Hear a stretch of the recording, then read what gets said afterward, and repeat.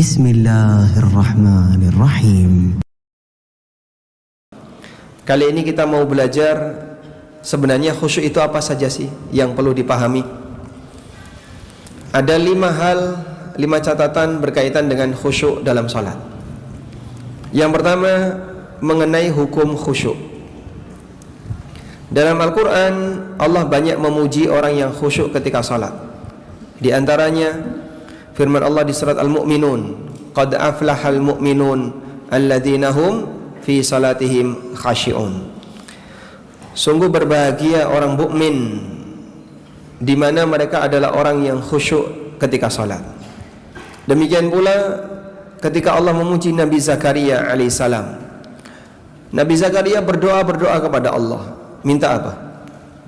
Agar diberi keturunan. Lama sekali beliau minta kepada Allah doa, bahkan sampai pada kondisi ketika itu mustahil terwujud. Namanya wanita kalau masih muda sudah mandul, kira-kira makin tua gimana? Ya, ketika masih muda wanita ini nggak punya anak. Sampai usia berapa Pak? Ya sampai usia menopause tuh nggak punya anak. Kira-kira pasca menopause apakah mungkin punya anak? Kayaknya nggak mungkin. Secara normal perhitungan manusia mustahil Nabi Zakaria ini punya anak. Tapi beliau terus berdoa kepada Allah. Walaupun peluang untuk diijabai kalau dalam perhitungan manusia kecil kemungkinan. Tapi beliau tidak pernah merasa bosan untuk berdoa. Dan beliau mengatakan, walam akum bidu'aika rabbi syaqiyya, dan aku tidak pernah merasa rugi dengan berdoa kepadamu. Coba jenengan pernah nggak berdoa tidak dikabulkan? Sering. Sakit hati nggak? Nggak boleh, ya, nggak boleh. Ada sebagian orang yang ketika dia berdoa nggak dikabulkan sakit hati. Nah, buat apa? Aku cuman di prank, ya. Cuman di PHP, harapan palsu. Saya sudah berharap tapi nggak ada hasil. Buat apa Pak Ustadz saya berdoa? Memang doamu bisa mengendalikan takdir. Sehingga kau perlu sadar doa itu memohon, bukan mengendalikan takdir. Allah mengabulkan tidak mengabulkan terserah Allah. Dan Allah berbuat sesuai yang Dia kehendaki, bukan sesuai kehendak kamu. Maka kamu meminta, ada yang dikabulkan, ada yang tidak dikabulkan, itu bukti bahwa kau bukan Tuhan. Dan bukti bahwasanya yang kuasa bukan kamu, tapi Allah oleh manusia. Doa itu meminta. Yang namanya meminta kadang dikabulkan, kadang tidak dikabulkan. Pernah enggak minta ke suami tidak dikabulkan? Sering. Lebih sering mana, doa yang tidak dikabulkan atau minta suami enggak dikabulkan? Mau ngaku nggak berani. Nabi Zakaria berdoa kepada Allah, terus minta anak. Walaupun peluang untuk dapat anak kecil. Ada yang mengatakan usia Zakaria punya anak ketika beliau berumur 80 tahun. Yang itu seharusnya sudah punya cucu. Tidak cuma cucu, ya mungkin cicit ya, 80 tahun. Tapi beliau baru punya bayi. Namanya siapa? Siapa nama anaknya Zakaria? Yahya. Fastajabna lahu wa wahabna lahu Yahya. Kami ijabai doanya Zakaria dan kami anugerahkan kepada beliau anak bernama Yahya. Wa aslahna lahu zaujah, dan kami perbaiki istrinya. Di posisi istrinya sudah menopause, sudah mandul, di usia muda itu sudah enggak subur, tua diperbaiki oleh Allah. Masya Allah. Allah kuasa untuk memperbaiki rahim wanita yang mungkin sudah tidak produktif, bisa menghasilkan anak. Innahum kanu yusari'una fil khairat.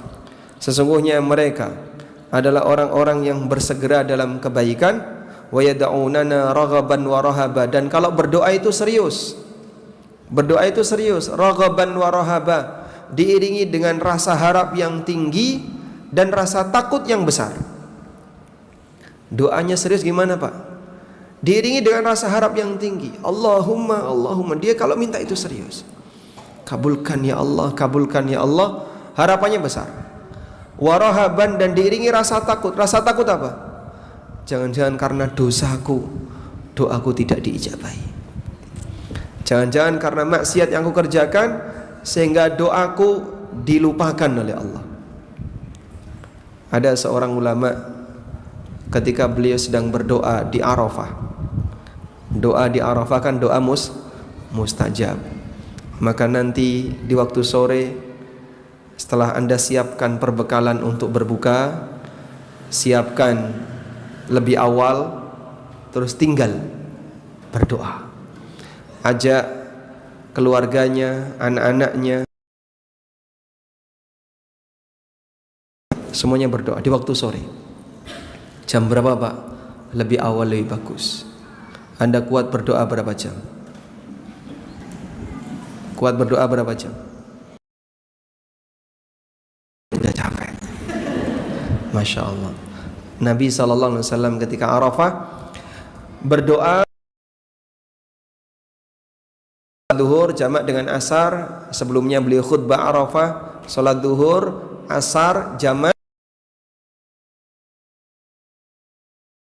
Tunggangannya berdoa mengangkat tangan. Mungkin dari jam 1 siang sampai maghrib. Berapa jam? 2, 3, 4, 5, 6, 5 jam. Maghrib musim panas, sekarang musim panas itu sampai jam 7. Maghribnya jam 7 di Mekah. Jadi 6 jam orang berdoa di Arafah. Kalau kuat berdoa.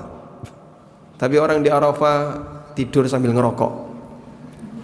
Banyak sekali yang melakukan pelanggaran seperti itu. Sehingga Anda yang berada di tanah air mungkin tidak punya mustajab doa seperti yang di Arafah, tapi jangan kalah semangat. Batin ada di Arafah, jasad ada di Klaten. Masya Allah. Karena orangnya nggak jadi haji, sehingga hatinya mungkin sudah sampai Arafah, tapi badannya ada di tanah air, di Indonesia. Tapi dia punya semangat untuk punya harapan besar di sisi Allah. Terus berdoa, memohon kepada Allah di waktu-waktu yang mustajab. Karena khairud doa yaumi Arafah. Doa yang terbaik adalah doa di hari Arafah. Maka nanti di waktu sore kalau sudah selesai menyiapkan berbuka, fokus berdoa. Di rumah boleh, di masjid boleh. Makin panjang makin bagus. Sudah siapkan doanya dari sejak pagi ini ya. Siapkan doanya dari pagi ini. Sehingga cari-cari di internet, doa apa yang bisa saya baca. Itu cari di internet. Boleh enggak? Boleh. Saya ada artikel, nanti boleh Anda buka ya. Doa Nabi sallallahu alaihi wasallam. Judulnya kalau enggak salah, kumpulan doa Nabi sallallahu alaihi wasallam. Doa Nabi sallallahu alaihi wasallam. Ini di web konsultasisyariah.com. Kumpulan doa Nabi sallallahu alaihi wasallam. Anda bisa baca doa itu yang saya tulis di web ini, ada kurang lebih 12 doa. Namanya, tapi baru cukup waktu 5 menit. Ulangi lagi. Setiap doa 10 kali. 10 kali panjang banget Pak. Iya. Mulai hari ini, pagi ini sudah mulai dirancang doanya. Nanti saya akan minta kepada Allah, kepada kami, tunduk kepada kami. Ada banyak pujian bagi orang yang khusyuk ketika sholat, menunjukkan celaan bagi mereka yang tidak khusyuk ketika sholat. Sehingga orang yang sholat dituntut untuk fokus pikirannya dengan sholatnya agar bisa khusyuk dalam sholat. Jadi kalau ada pujian, berarti kebalikannya, ada sisi khusyuk dalam sholat walaupun tidak 100%. Nah, kalau khusyuk 100% tidak wajib. Karena banyak orang yang nggak bisa, gagal untuk bisa melakukan seperti ini. Tapi hilang khusyuk 100%, sholatnya batal. Saya ulang ya, khusyuk 100% hukumnya apa? Tidak wajib. Tapi tidak khusyuk 100%, sholatnya batal. Sehingga kalau ada orang yang sholat 100% tidak khusyuk, semuanya dipakai mikir yang lain, sholatnya batal. Ya, meskipun ketika sholat dia tidak 100% khusyuk, sholatnya sah. Karena khusyuk itu tidak harus keseluruhan. Ya. Dong nama belum? Dong, alhamdulillah. Ya. Dalilnya apa Pak? Coba kita baca hadis berikut ini. Dari Jabir bin Abdullah radhiyallahu anhuma, beliau bercerita, Ishtaka Rasulullah sallallahu alaihi wasallam fasallaina wara'ahu wa huwa qa'imun wa Abu Bakrin yusmi'un nasa takbirahu faltafata ilaina fara'ana qiyaman fa asyara ilaina faqa'adna fasallaina bi salatihi qu'udan. Pada saat Nabi sallallahu alaihi wasallam sakit, menjelang wafatnya beliau terakhir tidak sholat jamaah hari Rabu, ada yang bilang hari Rabu, dan beliau meninggal hari Senin. Berarti kurang lebih berapa hari itu? Kamis, Jumat, Sabtu, Ahad, Senin. 5 hari beliau tidak keluar rumah karena nggak kuat. Sehingga saat beliau berusaha untuk bangkit, pingsan. Suatu ketika Nabi SAW terbangun dari istirahat beliau ketika sakit. Lalu beliau tanya, As-salan nas, apakah jamaah sudah pada sholat? Belum ya Rasulullah. Innahum yantadiruna, mereka menunggu Anda. Maka Nabi SAW berusaha untuk bangkit, terus pingsan. Kemudian ditunggu, beliau sadar lagi. Sudah pada sholat belum? Belum ya Rasulullah, mereka menunggu Anda. Beliau minta dibawakan air. Kemudian beliau cuci muka. Dalam posisi demam, itu beliau cuci muka. Badannya dikenai air. Berusaha untuk bangkit, jatuh lagi, pingsan lagi. Ditunggu lagi sampai ketika 3 kali beliau sudah nggak sanggup. Lalu beliau perintahkan, Muru Aba Bakrin ayyusalliya bin nas. Perintahkan Abu Bakar untuk jadi imam. Akhirnya Abu Bakar yang jadi imam. Nah, dalam satu kesempatan ketika Abu Bakar jadi imam, tiba-tiba Nabi SAW datang. Lalu Rasulullah SAW duduk di samping Abu Bakar. Beliau jadi imam dalam posisi apa? Duduk.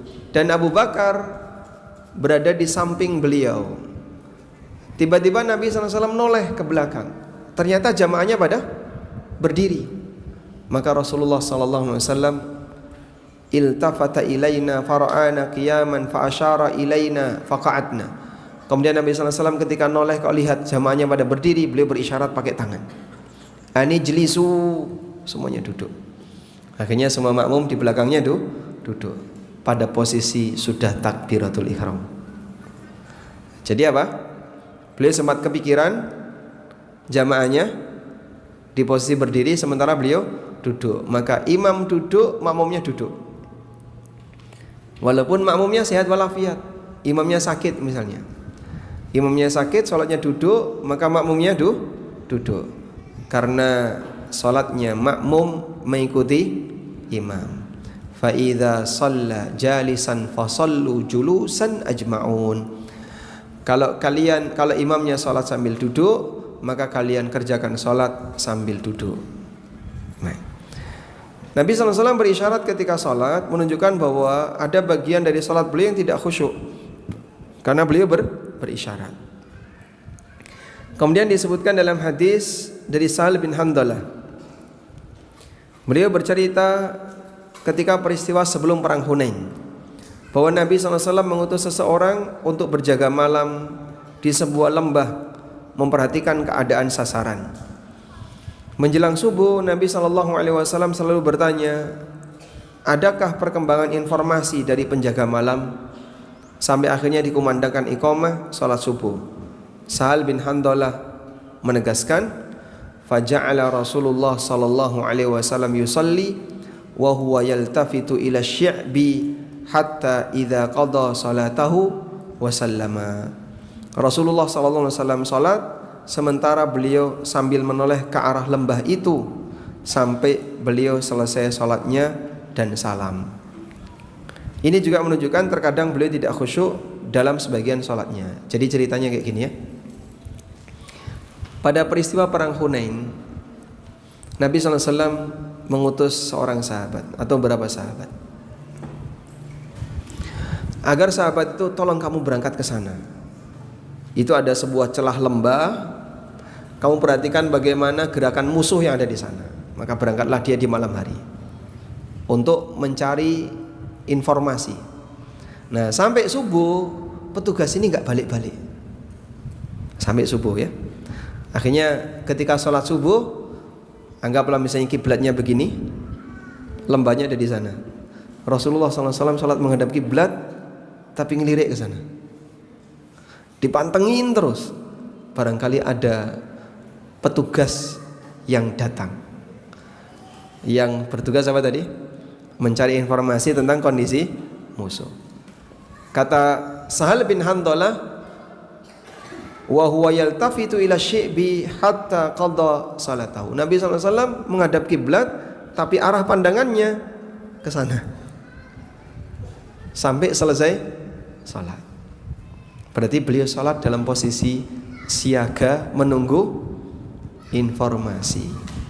Nah, ini menunjukkan bahasanya terkadang Nabi SAW salat tapi ada bagian yang tidak khusyuk karena nunggu informasi tadi. Sehingga misalnya Anda sholat sambil nunggu katanya mau ada tamu datang ya. Sudah janjian temunya, saya nanti mau datang. Oh ya silahkan. Jam berapa? Habis duhur. Nah, habis duhur ditinteni gak datang-datang. Sampai jam 2 belum datang. Selak sholat, Pak. Ibu sholat jam 2. Sholat duhur jam 2 boleh gak? Boleh, karena waktunya sampai asar. Ditunggu sampai jam 2 kok nggak datang-datang. Akhirnya sholat sambil siaga. Jangan-jangan ada tamu yang datang. Boleh seperti ini? Boleh. Maka ada wanita sholat sambil siaga ngawasi anaknya. Kiblatnya di sana, anaknya di sini. Jadi dia sholat sambil ngelirik anaknya. Karena sambil ngawasi, jangan-jangan anaknya jatuh. Hadis yang ketiga, hadis dari Uqbah bin Amir. Beliau pernah sholat di belakang Nabi SAW. Tiba-tiba seusai salam, Rasulullah SAW langsung bergegas pulang. Begitu salam, beliau langsung berdiri, terus pulang. Sampai melangkai pundak-pundak sebagian makmum. Setelah itu beliau balik lagi ke masjid dan mengatakan, buru-buru pulang, balik lagi ke masjid dan mengatakan, dzakartu syai'an min tibrin indana fakarihtu ayyahbisani fa'amartu bikismatihi. Saya tadi teringat ada syai'an min tibrin, ada sedikit emas di dalam rumah. Ada sedikit emas di dalam rumah, seonggok emas di dalam rumah, maka saya tidak ingin emas itu jadi pikiranku. Akhirnya aku perintahkan pulang, diperintahkan tolong emasnya disedekahkan. Jadi sampai ketika sholat itu kepikiran ada emas yang belum sempat disedekahkan di dalam rumah. Masya Allah. Kalau kita kan kebalikannya ya, kepikiran emasku aman nggak ya, emasku aman. Hadis riwayat Bukhari. Sehingga beliau kepikiran emas itu sejak beliau masih dalam sholat, dan sholat tidak batal disebabkan karena amal hati dalam praktek seperti ini. Dan ini hukumnya menunjukkan bahwasanya tidak harus 100% khusyuk. Dan masih banyak lagi dalil yang lainnya, seperti Nabi SAW pernah sholat dan beliau berniat untuk memanjangkannya. Namun ketika di tengah sholat tiba-tiba beliau mendengar ada bayi yang nangis, Lalu beliau mempercepat salatnya. Lalu beliau mengatakan, aku tadi sudah berniat untuk memperlama salatku, tapi ketika mendengar ada bayi nangis dipercepat, takut memberatkan ibunya. Wah, itu ibu ini mikir apa bayi ini nangis gitu. Apa yang Anda pikirkan ketika Anda sholat bayinya nangis? Satu, pengen mencubit bayi itu. Dua, pengen membuang bayi itu. Atau pengen segera selesai sholat? Pengen segera selesai sholat. Ya, wis pikirannya wis gak karuan, wis. Apalagi kalau nangisnya karo gulung-gulung bengok-bengok, sehingga ibunya kepikirannya gak karuan, kacau ketika sholat. Sah gak sholatnya? Ya, sah selama wanita ini ketika sholat dia masih sadar kalau dia sholat. Tapi kalau sudah gak sadar ya, sehingga bacaannya ngawur, kudune maca Fatihah, baca Subhana Rabbiyal A'la, ketika sujud bacanya Rabbana walakal hamdu. Kalau sudah sampai kacau seperti itu, sholatnya batal. Demikian pula beliau pernah sholat di rumah, kemudian datang Aisyah dan beliau bukakan pintunya. Termasuk beliau sholat sambil gendong cucunya Umamah bintu Abil As bin Rabi'. Siapa nama ibunya Umamah? Siapa nama ibunya Umamah? Umamah bintu Abil As, bapaknya namanya Abul As. Siapa nama ibunya Umamah? Putri Nabi SAW yang menjadi ibunya Umamah siapa namanya? Ada yang jawab? Ya? Bukan Ruqayyah. Ruqayyah nggak punya anak. Siapa? Bukan Fatimah. Umamah bukan anaknya Fatimah. Siapa namanya? Siapa yang jawab? Zainab. Baik, dapat hadiah. Pisang kepokmu enggak? Ini saya bawa dari Jogja untuk dia.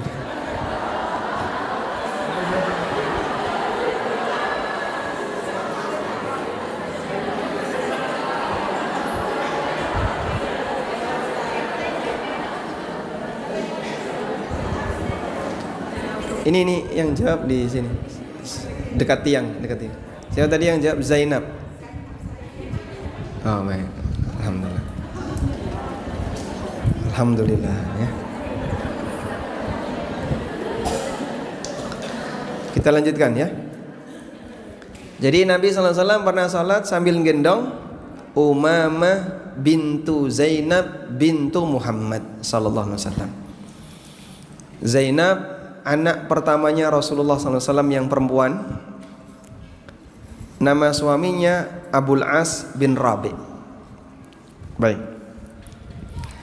Lanjut, hanya saja unsur khusyuk harus ada dalam salat yang dikerjakan seseorang, sehingga jika tidak khusyuk sama sekali maka salatnya batal. Nah, tidak khusyuk sama sekali tadi apa namanya? Tidak ada mutlak khusyuk. Tadi kan ada khusyuk mutlak, itu khusyuk 100%. Mutlak khusyuk berarti ada sebagian salat yang khusyuk. Dalam hadis dari Aisyah radhiyallahu anha, siapa nama asli Aisyah? Nama aslinya Aisyah siapa? Aisyah ya, nama aslinya Aisyah. Rasulullah sallallahu alaihi wasallam bersabda, la yusalla bihadrati ta'am wala huwa yudafi'uhul akhbathan. Tidak ada salat ketika makanan sudah dihidangkan atau sambil menahan ingin buang hadas. Menahan buang hadas maknanya adalah menahan dua buang hadas, maksudnya dari jalur depan maupun belakang. Dalam kondisi sangat lapar, ingin makan dan makanan sudah disajikan, atau kondisi kebelet, ingin buang air atau ingin buang angin. Jika tetap dipaksa untuk salat, sampai ganggu pikirannya, sehingga karena nggak khusyuk 100% ya, pengen ngentut itu sampai nggak khusyuk 100%. Sehingga saat dia pengen kentut, dari mulai takbiratul ihram sampai salam saya dipikir mau kentut, ini sholatnya batal karena dia tidak khusyuk 100%. Ini yang membuat sholatnya dikerjakan tanpa ada unsur khusyuk, sehingga sholatnya batal. Baik. Nah, di bagian bawahnya itu ada hukum menahan kentut ketika sholat. Acuan kita adalah hadis dari Aisyah tadi. Nabi SAW bersabda, la yusalla bihadrati ta'am wa lahu wa yudafi'ul akhbathan. Tidak ada sholat ketika makanan sudah dihidangkan atau sambil menahan ingin buang hadas. Terkait menahan kentut, As-Sun'ani membedakan antara kentut yang kuat, dorongannya kuat, Masya Allah, itu tenaga dalam ya, dan kentut yang ringan. Ketika menjelaskan hadis Aisyah di atas, beliau mengatakan wa yulhaqu bihima mudafa'atur rihi fahadha ma'al mudafa'ah wa amma idza kana yajidu fi nafsihi thiqalu dzalika wa laysa hunaka mudafa'ah fala nahya 'anis salati ma'a. Termasuk dalam larangan di atas adalah menahan kentut. Ini jika disertai kebelet, jadi ditahan sampai kepikiran terus, kapan rampung aku wis abang apa maksudnya, saya mukanya merah. Adapun jika dirinya mampu menahan dan tidak ada rasa kebelet, maka tidak terlarang untuk sholat sambil menahannya. Sehingga kalau misalnya ditahan sebentar hilang, muncul lagi, tahan lagi, hilang lagi, sehingga kadang datang kadang hilang. Seperti ini tidak sampai membatalkan sholat. Ada orang yang dia punya kasus, Pak, saya itu gampang ngentut ya Pak. Nah terus sekali sholat tuh batal terus. Sholat baru dapat rakaat 1 ngentut, wudu, sholat lagi. Baru dapat 2 rakaat ngentut lagi. Dalam bayangan dia, nahan ngentut tuh 100% tidak boleh. Sehingga kalau ada rasa pengen kentut, dilepas. Wudu, ya sekali sholat dia bisa wudu mungkin 5-6 kali. Terus gimana itu? Kami sarankan kalau pengen ngentut tahan. Nah sholat kok nahan ngentut? Boleh, asal tadi ya, ketika Anda nahan, begitu ditahan langsung hilang. Ada nggak kayak gitu? Ada. Karena kalau ini dituruti, akhirnya dia jadi korban setan. Sehingga setan akan menciptakan suasana dia selalu pengen ngentut. Dikit-dikit pengen ngentut, dikit-dikit pengen ngentut. Selalu seperti itu. Wah bahaya. Nanti sekali sholat kamu bisa wudu berkali-kali. Karena apa? Dia selalu diganggu setan. Maka kalau seperti ini yang terjadi, jika pengen ngentut, tahan agar kamu tidak jadi korban setan.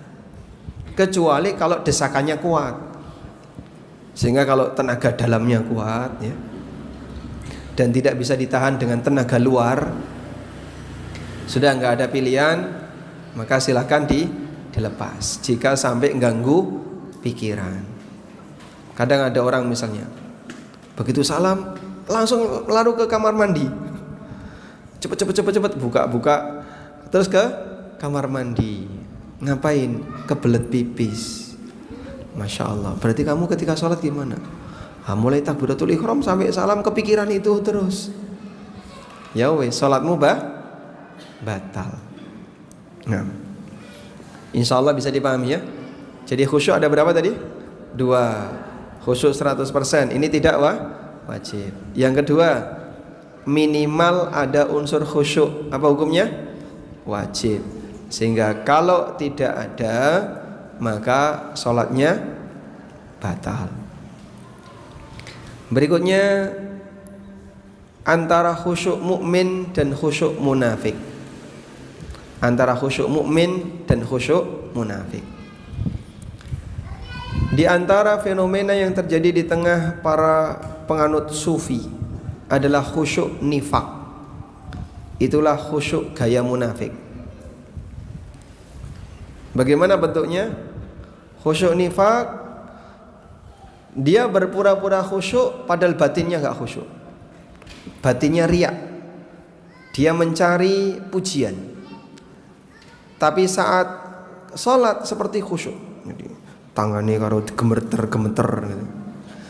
Sehingga sambil gerak-gerak, atau misalnya kepalanya sambil begini-begini, atau berpura-pura nangis, padahal aslinya batinnya pengen dapat pujian dari orang kanan kirinya. Sahabat Hudzaifah radhiyallahu anhu pernah mengingatkan fenomena semacam ini. Beliau mengatakan, iyyakum wa khusyu'an nifaq, iyyakum wa khusyu'an nifaq. Faqila lahu wa ma khusyu'un nifaq. Lalu ada yang bertanya, waspadalah kalian dari praktek khusyuk nifak. Kemudian ada yang bertanya kepada beliau, lalu apa yang dimaksud dengan khusyuk nifak itu? Khusyuknya munafik itu apa? Anturiyal jasad, atau di sini antaral jasada khashian wal qalbu laisa bi khashi. Ada orang yang terlihat jasadnya itu seperti khusyuk. Jadi dia sholat, jasadnya ditampakkan seperti khusyuk, gemeter-gemeter atau pura-pura nangis. Wal qalbu laisa bi khashi, sementara hatinya sebenarnya tidak khusyuk. Hatinya enggak khusyuk apa? Berharap pujian. Jadi hatinya mikir pujian. Itulah khusyuk munafik. Khusyuk nifak adalah khusyuk yang dibuat-buat, sementara batinnya tidak menunjukkan rasa khusyuk. Dan khusyuk iman kebalikan dari khusyuk iman. Kebalikan dari khusyuk munafik adalah khusyuk iman. Adalah khusyuk yang timbul karena pengagungan hamba kepada Allah, sehingga hatinya dipenuhi rasa takut dan rasa malu di hadapan Allah. Saat dia sholat, walaupun badannya tidak gemeteran, tapi hatinya gemeteran. Dan seperti itulah kondisi orang mukmin. Alladzi dzukirallah, idza dzukirallah wajilat qulubuhum.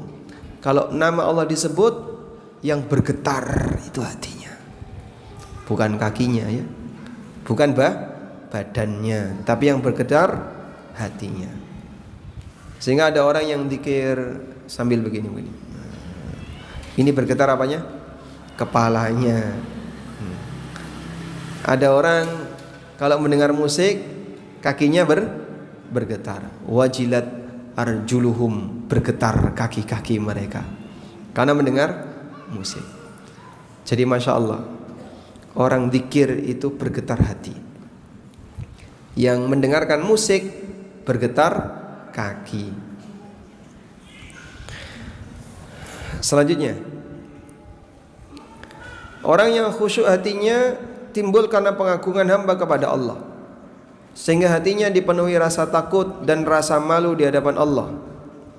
Ibnu Qayyim menjelaskan perbedaan antara khusyuk munafik dan khusyuk iman. Kata beliau, wal farqu baina khusyu'il iman wa khusyu'in nifaq. Perbedaan antara khusyuk iman dan khusyuk nifak, bahwa khusyuk iman adalah khusyuk batin karena mengagungkan Allah, memuliakannya, malu kepadanya, sehingga perasaannya dipenuhi dengan rasa takut, dipenuhi rasa cinta dan rasa malu kepada Allah, diiringi kesadaran betapa banyak nikmatnya dan betapa sering durhaka dia kepadanya. Jadi orang itu akan meremehkan amalnya, dalam arti dia tidak akan ujub ketika dia sadar, amalku banyak yang kurang, nikmat Allah banyak yang diberikan kepadaku, dosaku banyak. Dia memikirkan 3 hal ya. 1, dia memikirkan banyaknya nikmat yang sudah Allah berikan kepadaku. Dan dia memikirkan banyaknya dosa yang telah dia lakukan di hadapan Allah. Dia nggak bisa balas nikmat itu dengan benar, tapi balas dengan apa? maksiat. Ibarat air susu dibalas dengan air tuba. Allah sudah banyak ngasih nikmat ke kamu, tapi kau melakukan maksiat di hadapannya. Ya, kalau boleh dikatakan ya, pakai bahasa kasar begitu, saya mohon izin ya, hamba tidak tahu diri ya. Sudah banyak dikasih nikmat, tapi banyak maksiat. Sudah banyak dikasih nikmat, tapi dia banyak durhaka. Di saat yang sama ketika ibadah enggak khusyuk. Nah, kalau orang merasakan seperti ini, dia akan merasa malu di hadapan Allah. Sehingga dulu ada sebagian ulama ketika selesai wudu mau sholat wajahnya pucat. Selesai wudu mau sholat wajahnya pucat, karena mau menghadap kepada zat dan dia merasa malu di hadapan zat itu. Misalnya jenengan tiba-tiba dapat panggilan, tolong segera menghadap sendirian tanpa ditemani oleh siapapun, menghadap Kapolda. Masya Allah, suruh menghadap Kapolda, Arab apa lagi? Hah? Kira-kira gimana? Pucat wajah. Anda naik motor nggak bawa helm, nggak bawa SIM, nggak bawa STNK, kena potebrong, tidak ada spion, di depan cegatan.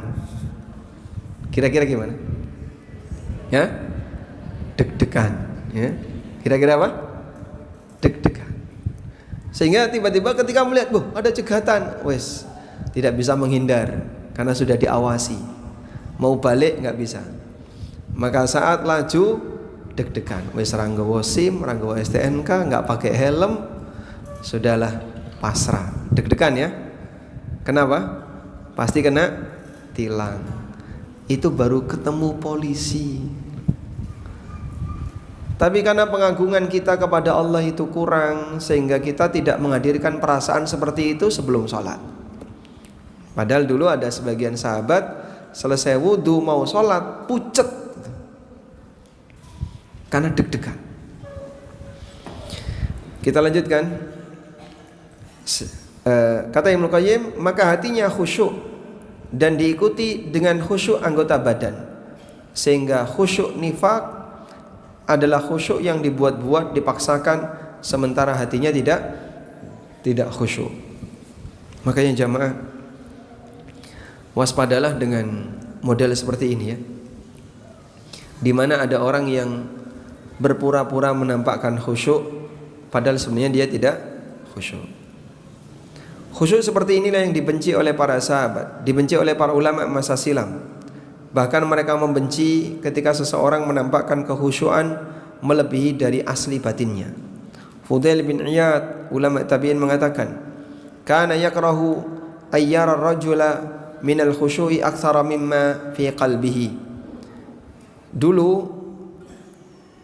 orang itu benci, atau kana yukrah ayyuriya rajul minal khusyu' aktsara mimma fi qalbihi. Dibenci seorang menampakkan kekhusyuan melebihi dari apa yang ada dalam hatinya. Jadi kalau gerakannya ya gerakan normal saja, yang penting batinnya khusyuk. Al-Qurtubi menyebutkan contoh bentuk khusyuk nifaq. Wa ammal madmumu fatakallafahu wattabaki wa mutaqta'atur ra'si kama yaf'aluhul juhal. Adapun khusyuk yang tercela adalah khusyuk yang dibuat-buat, berpura-pura nangis, kepalanya manduk-manduk, mutaqta'atur ra's, kepalanya manduk-manduk, ditunduk-tundukkan, seperti yang dilakukan oleh orang-orang bodoh agar kelihatan baik dan mulia, dan itu tipuan setan dan godaan jiwa. Jadi karena dia ingin terlihat hebat, lalu cari muka, cari pujian orang lain dengan cara berpura-pura khusyuk. Terkadang kita melihat ada orang yang tangannya bergetar-getar, dipaksakan menangis, padahal di luar masjid kegiatannya sering maksiat. Wallahu a'lam. Walhamdulillah. Selanjutnya yang ketiga, catatan ketiga. Ya, insya Allah kalau yang ada di sini khusyuknya khusyuk batin, bukan khusyuk lahir ya. Sehingga ketika kita khusyuk nanti akan terbawa pada situasi lahir. Jadinya gimana Pak? Nek sholat anteng. Dulu ada orang yang sholat saking antengnya sampai kepalanya dihinggapi burung, dikira nek patung. Itu beliau diem. Nah, yang punya model sholat seperti ini contohnya sahabat Abdullah bin Zubair, juga sahabat Urwah ibnu Zubair. Jadi anak-anaknya Zubair itu orang-orang yang kalau sholat khusyuk, terkenal khusyuk. Jadi saking antengnya ketika sholat sampai kepalanya dihinggapi burung, dikirane patung. Nah, kita baca yang ketiga. Pahala sholat yang didapatkan oleh hamba setingkat dengan kualitas khusyuknya. Dalam hadis dari Ammar bin Yasir radhiyallahu anhuma, Rasulullah sallallahu alaihi wasallam bersabda, "Innal 'abda la yusalli salata ma yuktabu lahu minha illa ushruha tus'uha thumunuha subu'uha sudusuha khumusuha rubu'uha thuluthuha nisfuha." Ada orang yang selesai salat tapi pahala yang dia dapatkan hanya 1/10-nya, 1/9, 1/8, 1/10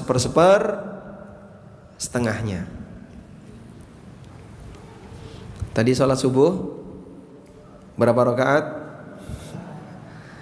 Pahalanya berapa? Ada 1/10-nya? Alhamdulillah. Coba masih ingat gak rakaat pertama baca surat apa?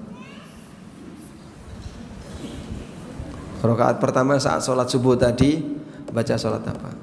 Kalau yang jamaah di masjid imamnya baca surat apa? Sudah lupa ya? Masih ingat? Baik. Tadi baca surat Al-Fatihah ya. Jadi kadang kita sudah lupa tadi apa ya? Karena pada waktu imam baca karo ditinggal karo merem-merem ya, karo ngantuk-ngantuk. Sebab kita enggak khusyuk. Padahal kalau hamba itu salat ketika dia enggak khusyuk, pahalanya tinggal 1/10. Bahkan bisa lebih banyak daripada, bisa lebih sedikit daripada itu, 1/20, 1/30, masya Allah, dikit banget itu pahalanya. Nabi SAW menyebutkan pahala yang berbeda-beda bagi orang yang mengerjakan sholat tergantung dari kualitas sholatnya, dan tingkatan kualitas sholatnya ditentukan oleh lahir dan batin sholatnya. Di antaranya adalah faktor kekhusyuan dalam sholat. Untuk itu ulama sepakat bahwa pahala yang didapatkan seseorang dari sholatnya sesuai dengan tingkat kekhusyuannya. Maka makin fokus, makin besar pahalanya.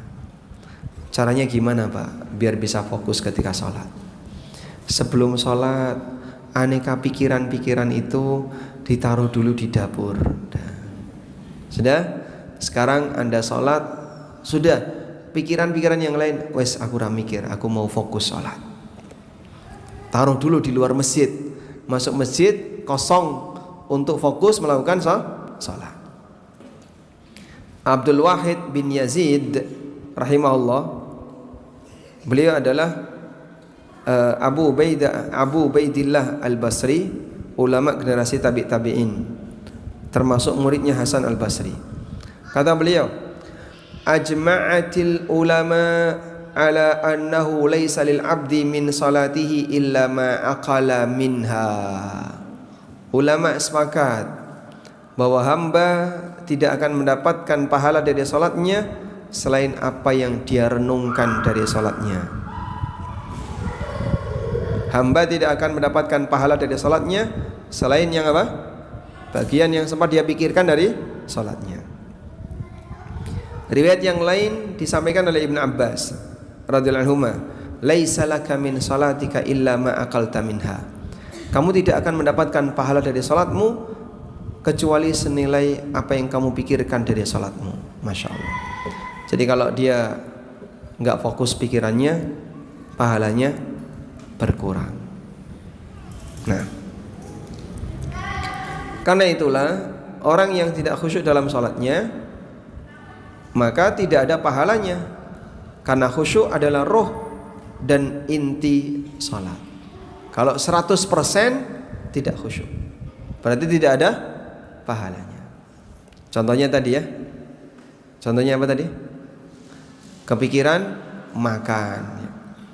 Misalnya ya, kita puasa sampai maghrib, sudah?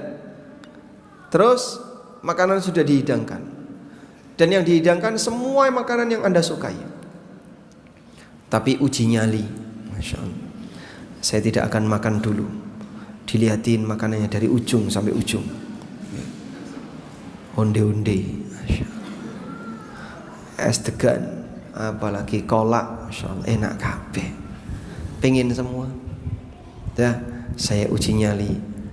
Sholat maghrib, dalam kondisi dia lapar, dalam kondisi dia pengen makan, makanan sudah siap, ditinggal sholat.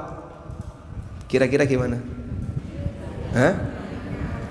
Dalam sholat dia mikir makan, sehingga dia mungkin takbiratul ihram tapi batinnya onde-onde. Karena dia sholat sambil mikir makanan.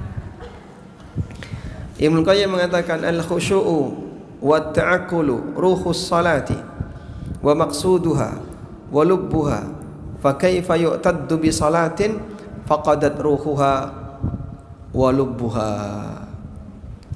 Khusyuk, fokus memikirkan salat adalah roh salat, tujuan salat dan inti dari salat.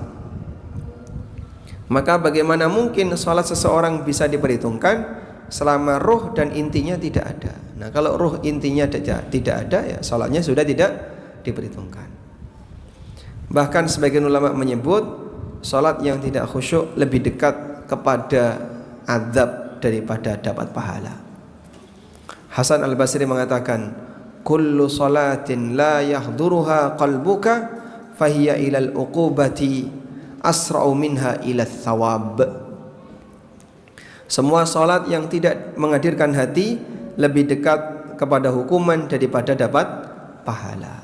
Masya Allah. Maka kalau sholat yang serius, saya ulang ya, kalau sholat yang serius, caranya gimana? Fokus memikirkan inti sholat. Wallahu a'lam. Baik, mungkin itu yang bisa kita sampaikan. Materi sampai jam 10 ya. Nah, kemudian ada sisa waktu, kita tanya jawab. Pertanyaan yang pertama, ini hadiah ya.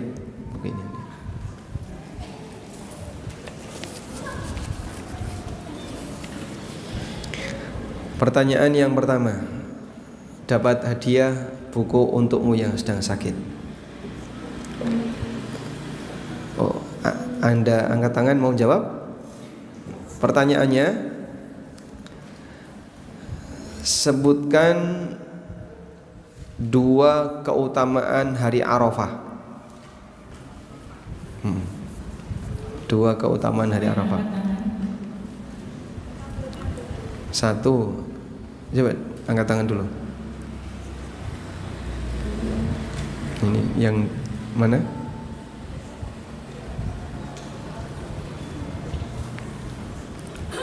Mana yang tadi angkat tangannya?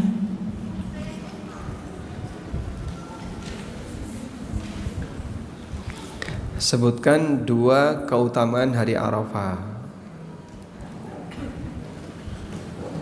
Yang pertama,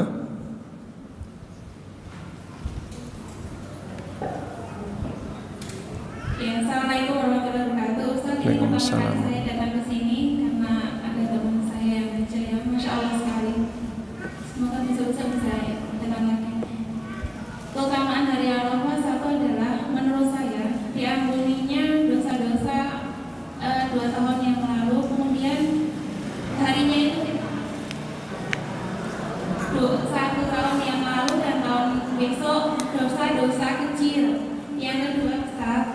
Itu keutamaan puasanya ya. Keutamaan hari Arafah. Boleh dilanjutkan? Yang kedua? Yang kedua, hari di mana kita tahu bahwa doa-doa kita dikabulkan daripada Lailatul Qadar yang harinya kita tidak tahu kapan. Baik. Baik, Masya Allah. Dapat hadiah ya. Untukmu yang sedang sakit. Sambil diluruskan, jadi untuk yang ampunan dosa itu berlaku untuk apa? Untuk puasa Arafah. Kalau yang hari Arafahnya berarti dia adalah hari untuk puasa Arafah. Nah, selanjutnya buku umur yang kedua. Nah, ada yang mau angkat tangan untuk jawab? Angkat tangan dulu. Boleh? Baik. Ada yang angkat tangan ya, sebelah sana. Nah, Anda sudah siap jawabannya?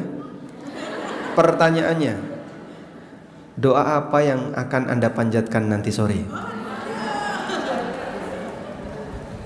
Ya, silakan.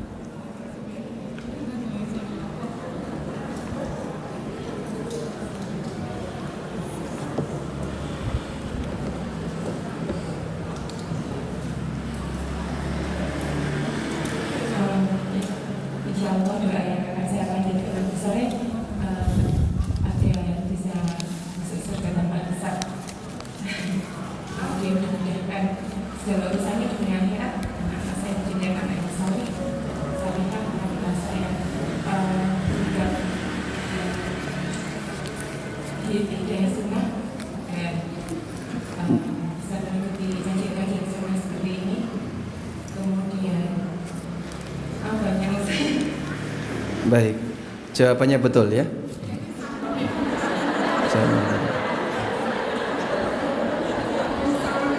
Hah? Ada lagi? Ada yang mau jawab? Ada? Baik, silakan.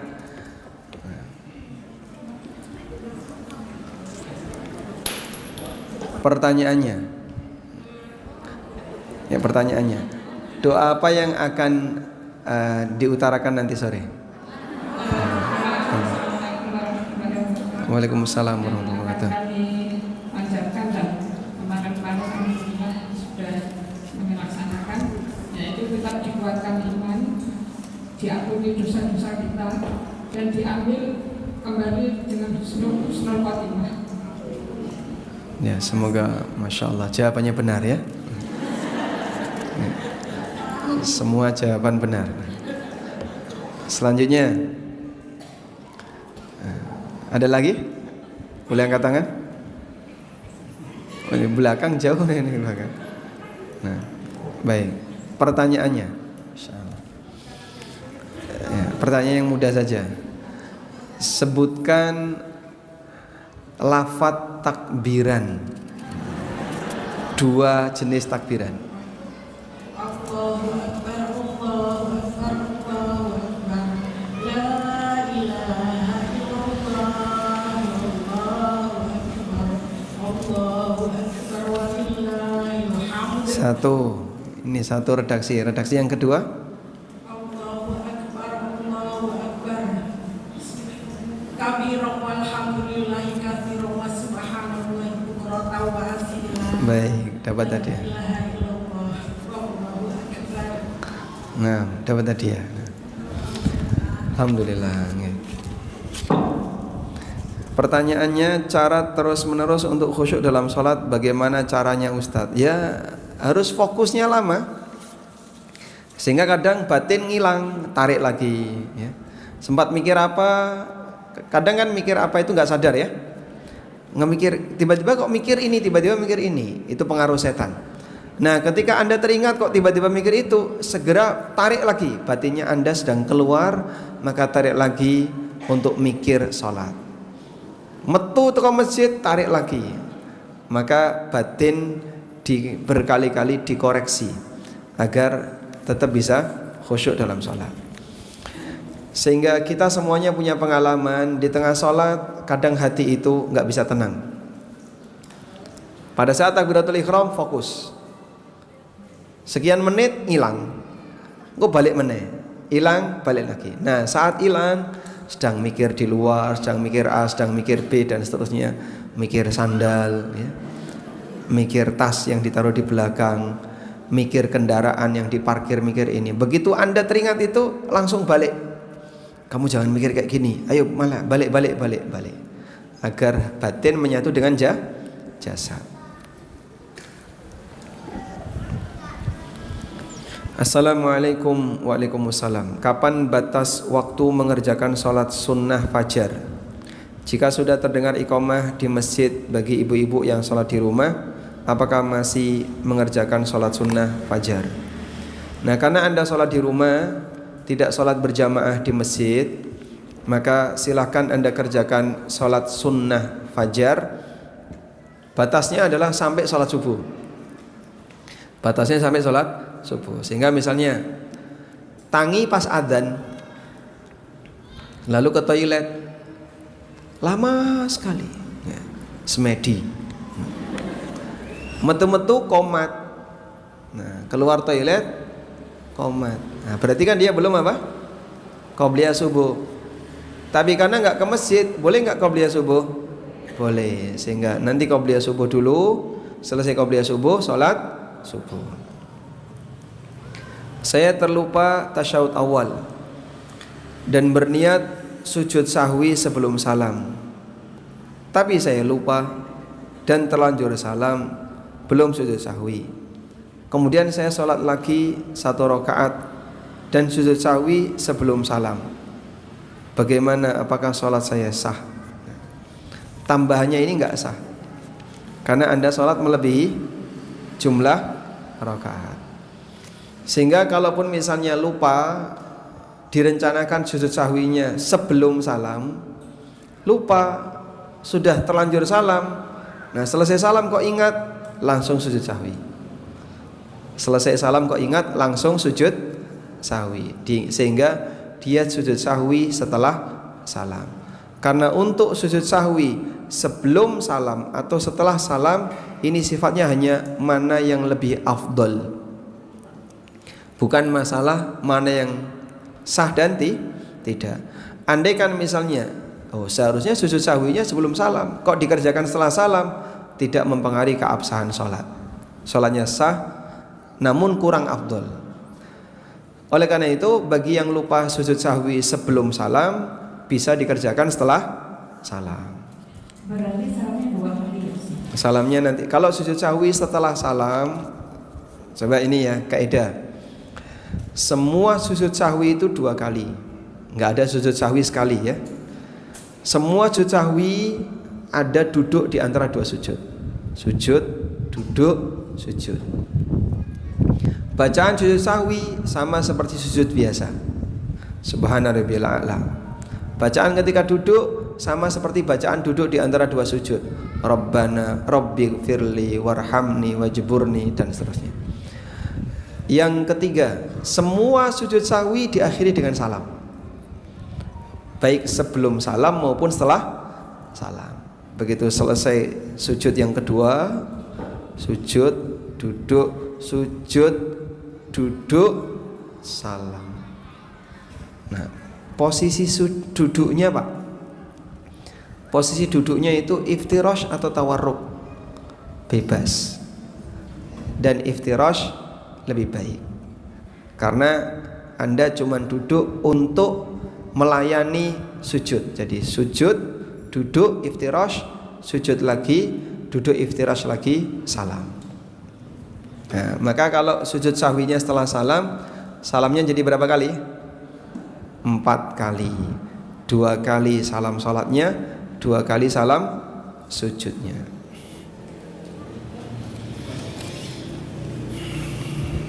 Bolehkah orang yang sholat sambil duduk mengimami orang yang sholatnya normal? Boleh, dan Nabi SAW pernah melakukan ini. Beliau sholat sambil duduk, makmumnya berdiri, tapi beliau larang, lalu makmumnya disuruh duduk. Maka kalau imamnya duduk, makmumnya duduk. Ketika sholat merasa kacau, Bolehkah berhenti dan mengulang dari awal? Ya, kalau kacaunya kacau serius ya, maka silahkan mengulang dari awal. Assalamualaikum. Waalaikumsalam. Bagaimana agar sabar dan tidak marah-marah ketika mengajak atau mengingatkan untuk sholat anak usia prabaligh? Saya sering bilang seperti ini, ibu sudah mengingatkan kamu 3 kali ya, setelah ini ibu tidak mengingatkan lagi. Kalimat ini kadang terlanjur, kadang tidak.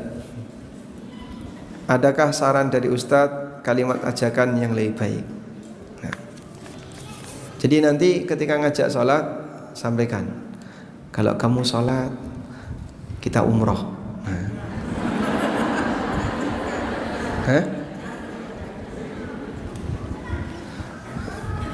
Nah, sehingga dia diajak umroh. Kalau kamu rajin sholat, umroh.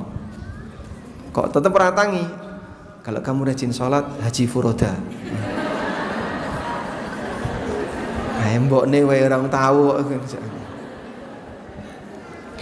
Ya intinya apa kira-kira kalimat yang membuat dia tertarik untuk sholat, baik dengan janji tertentu agar dia mau sholat. Assalamualaikum. Waalaikumsalam. Jika kita tidak khusyuk lalu tersadar pengen khusyuk, kadang refleks membaca astagfirullah. Pernah juga nggeleng kepala.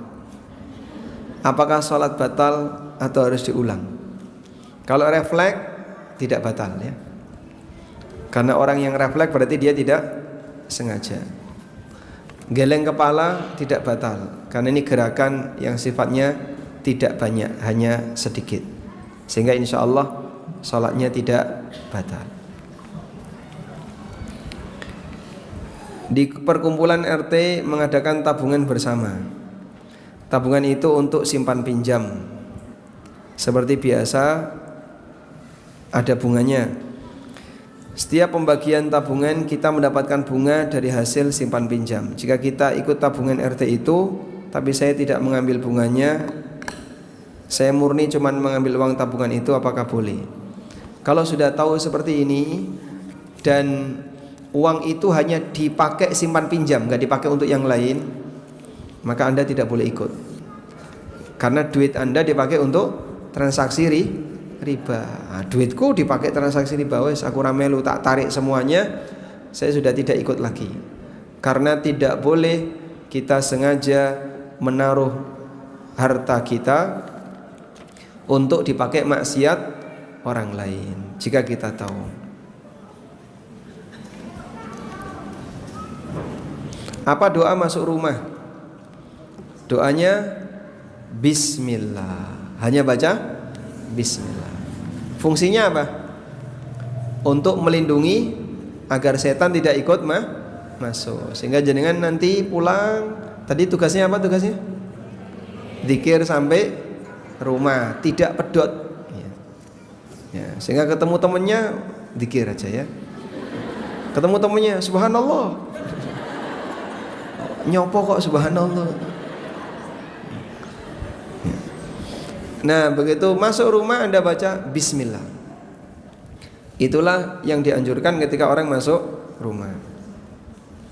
Jika hanya satu orang sekeluarga, insya Allah cukup ya.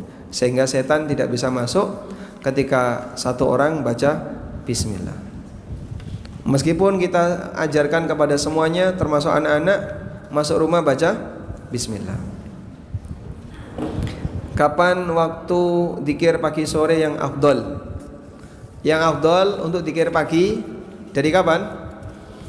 Ba'da subuh sampai sebelum terbit matahari. Kalau sore? Ba'da asar sampai sebelum maghrib. Kalaupun kelewat ya, ba'da subuh merem ya. Ba'da maghrib atau ba'da asar sibuk. Kelewat sampai maghrib belum sempat zikir, sampai terbit matahari belum sempat zikir, baca walaupun sudah kelewat, tetap dibaca walaupun sudah kelewat. pada saat puasa lalu kita tidak sengaja melakukan dosa, ghibah, marah dan lain-lain, apakah pahalanya hilang begitu saja atau pahalanya berkurang? Tergantung kualitasnya. Bahkan ghibah itu menurut pendapat sebagian sahabat puasanya batal. Itu pendapat Aisyah. Dalam sebagian riwayat Aisyah menyebutkan bahwa orang yang ghibah puasanya batal. Ya, makanya gak main-main dengan yang namanya ghibah ini ya. Sehingga siapa yang ghibah bisa batal puasanya. Baik. Yang terakhir, Ustaz, sebenarnya ada yang mau bertanya secara langsung. secara langsung.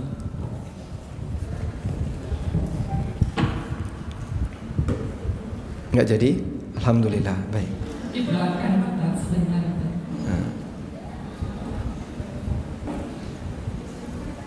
Atau besok kertas semuanya aja ya.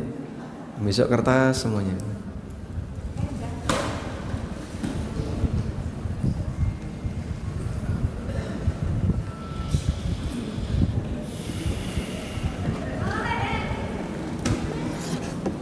Bismillahirrahmanirrahim. Assalamualaikum warahmatullahi wabarakatuh. Waalaikumsalam warahmatullahi wabarakatuh. Mohon izin bertanya Ustaz. Misalnya dalam sholat itu kita punya cara untuk memfokuskan hati itu dengan berdoa dalam hati itu. Misalnya begini, ketika gerakan mau rukuk, kita memfokuskan lagi sholat kita dengan ya Allah izinkanlah hamba untuk berrukuk kayak gitu. Misalnya untuk ikhtiar dengan membaca doa di dalam hati, ya Allah izinkanlah hamba untuk berdiri ikhtiar kayak gitu, boleh tak Ustaz? Matur nuwun. Assalamualaikum warahmatullahi wabarakatuh. Waalaikumsalam warahmatullahi wabarakatuh. Ini tapi tidak diucapkan ya, hanya di dalam hati. Insyaallah tidak masalah. Jadi termasuk bagian dari khusyuk adalah ta'alluqul qalbi billah, ketergantungan hati kepada Allah, sehingga dalam salat dia sambil tawakal. Dalam salat dia sambil tawakal. Sehingga pada waktu salat ketergantungan hati dia besar kepada Allah sambil tawakal. Mungkin seperti tadi bisa dijadikan sebagai salah satu cara. Sehingga mau bangkit dari rukuk, ya Allah izinkan saya untuk rukuk. Tapi nggak boleh ngomong ya. Kalau ngomong nanti batal sholatnya ya. Tapi kalau dalam hati tidak masalah. Namun inti yang utamanya memikirkan bagaimana cara gerakan yang benar dan merenungkan makna bacaan yang dibaca. Nah, nanti walaupun pelajaran kita belum sampai, Anda baca buku tafsir sholat, di bagian tengah-tengah itu nanti akan ada renungan Al-Fatihah, renungan takbiratul ihram, renungan bacaan ketika ruku', renungan bacaan ketika i'tidal, itu ada semua. Nah, itulah yang kita maksud agar kita sambil merenung saat kita baca. Dan mudah-mudahan itu menjadi sumber khusyuk dalam salat. Wallahu a'lam. Izin bertanya Ustaz. Tafadhal. Sebelum melakukan sholat itu kita ingin berlindung dari godaan setan, itu bolehkah kita membaca Rabbi a'udzubika min hamazati syayatin wa a'udzubika Rabbi ayyuhdurun. Kemudian ketika nanti sholat itu kebetulan ada gangguan gangguan setan ya Ustaz mestinya, itu ada anjuran membaca ta'awudz meludah ke kiri. Apakah amalnya seperti itu boleh kita Ustaz? Ya. Jadi kalau sedang mau sholat kemudian berdoa minta perlindungan setan, kalau sesekali sebenarnya nggak masalah ya. Tapi rutin seperti itu, kadang ada yang baca qul a'udzu birabbin nas, malikin nas, ilahin nas, min syarril waswasil khannas. Jadi sebelum sholat dia kok gak takbir iki Pak Imam.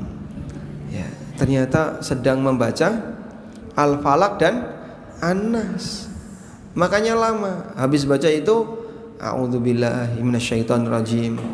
Kemudian baca doa-doa apa lagi? Masya Allah, kelamaan ini ya. Padahal Nabi SAW tidak pernah mengajarkan demikian. Maka yang lebih sesuai sunnah tidak dilakukan. Namun kalau sesekali misalnya gangguannya terlalu kuat, misalnya di rumah habis berantem ya, sama suaminya, nah, itu kan masuk dalam kepikiran sholat ya. Kok gak hilang-hilang ini? Wah, nanti kalau saya sholat malah kacau. Akhirnya sebelum sholat dia berdoa kepada Allah agar bisa fokus. Insya Allah tidak masalah. Tapi sifatnya hanya sesekali. Yang kedua, di tengah sholat kadang kita teringat macam-macam karena godaan setan. Ada yang nyebut namanya khinzib, ada yang nyebut namanya khinzab. Tulisan Arabnya sama, kha nun za ba. Terus Nabi SAW menyarankan baca a'udzubillahi minasyaitonirrajim, lalu meludah ke kiri sebanyak 3 kali tapi tanpa keluar air ludah, cuman titik-titik ludah saja ya, apa namanya, nyembur ya, nyembur kecil sebanyak 3 kali. Ini kalau saya praktekkan di sini kan nggak sopan ya. Nah, jadi Anda bisa ke kiri sambil meludah kecil, cuman tidak sampai keluar ludahnya, seperti orang nyembur gitu ya, sehingga cuman keluar titik-titik air. Seperti itu yang diajarkan Nabi SAW. Dan saya pernah seperti itu, memang betul. Begitu melakukan seperti itu tiba-tiba hilang, fokus lagi, nanti kadang keluar lagi.